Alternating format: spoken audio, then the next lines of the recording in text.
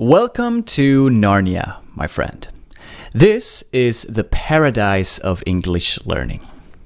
First, you're going to learn a lot of English through these stories, of course. I have prepared mini stories with questions, which are the favorite types of lessons for most of my students. But the content, the focus, the topics in these stories are going to be focused on the psychology of learning and the psychology of success. Now, these ideas, they're not just my ideas. In fact, they come from a lot of other people. They come from people like Tony Robbins, who is a famous success coach, Robert Anton Wilson, Joe Vitale, Robert Kiyosaki, Alan Watt, etc. So I've taken a lot of ideas from a lot of different people about this topic of the psychology of success. And the reason that we're going to talk about this in these stories is that in my experience, most English students struggle and fail because of psychology, not because of methods, not because of teachers. Those things are important, but Tony Robbins talks about the fact that psychology is 80% of success. And I think he's right, based on my experience with many Latin American students. Psychology is 80% of success. So 20% are the methods you use to study. But the other 80% is psychology. Your motivation, your emotions, how you manage your time. All of these things are in fact much more important. What I've experienced as an English coach over the years is that the enthusiastic students, the energetic students, the optimistic students always learned much faster. They succeeded. The ones who failed, the ones who dropped out and quit, the ones who struggled, had the opposite mentality.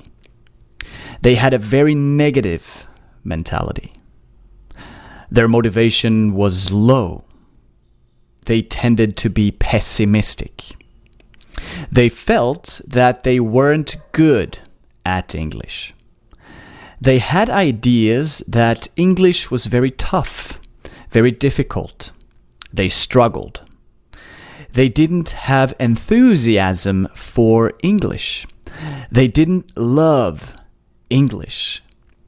So in these stories, we're going to talk about how you can manage your emotions, how you can develop that strong, powerful, enthusiastic attitude towards English, and how you can maintain it so that you don't get bored. The idea is that as you go through these stories, you get stronger and stronger with English, and your psychology gets stronger, and you succeed. You reach your goals. You speak fluently, effortlessly. So among teachers, English teachers, language teachers, this topic is called non-linguistic factors. Non-linguistic factors.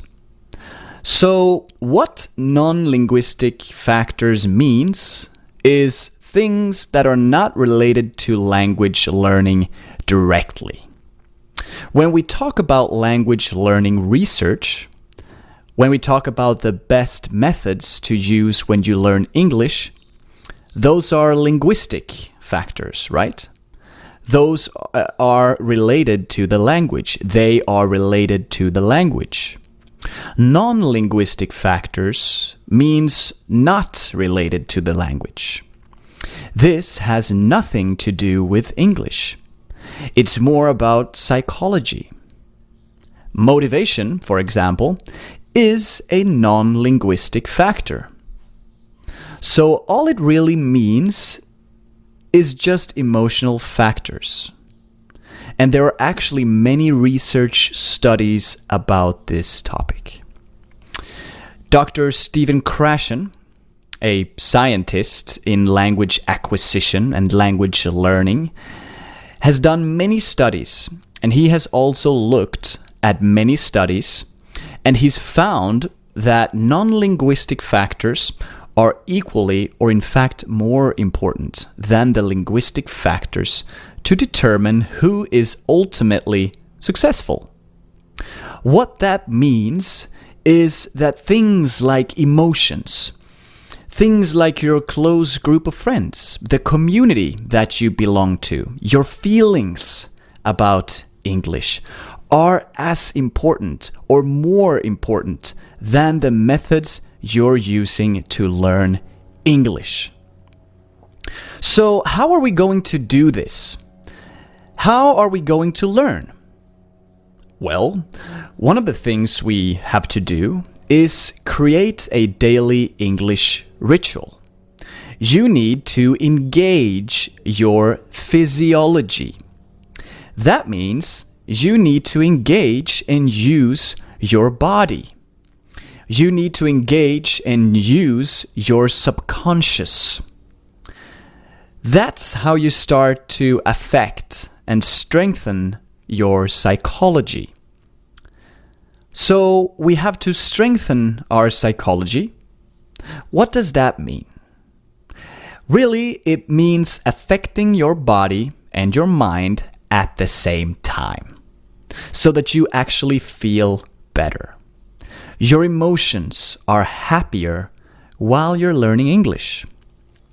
And I know this is the opposite of what you learned in school. You probably didn't feel very happy when you were sitting in your English classes. But when you're learning with me, it's very important for you to feel happy, for your body to feel good, for your mind to feel good. It's very important for you to emotionally enjoy the process of learning English. Of course, it's just more fun. You're going to like it a lot better. But the other benefit is that you actually will learn faster. You'll improve your grammar faster. You'll improve your pronunciation faster. You'll remember vocabulary words better, longer, and faster when you feel good. So, there's a very practical reason for doing this too. So, we're going to talk a lot in detail in these stories about how to do this. But just right now, during this introduction, let's talk a little bit about a daily plan. Something you could do immediately, right now, today, to start improving your success with English by changing your psychology. So here's a little ritual, a little plan you can follow every day to start improving, to start feeling better and therefore improve your motivation, and to learn English faster and faster and faster, better and better and better. And it's very simple. So the first thing you're going to do is when you get up in the morning, the first part of this plan, this daily plan, you want to get into a peak emotional state. Peak means top. For example, the top of a mountain. When we talk about a top of a mountain, the very top we call the peak. So we're saying a peak emotional state means a top emotional state or top emotional feeling. It means you want to feel great, not just good. You want to feel really great. That's the first thing you need to do before you listen to any English content. Before you study or use any of my methods that you have learned in Programa Rayo, you want to first be sure that you feel great.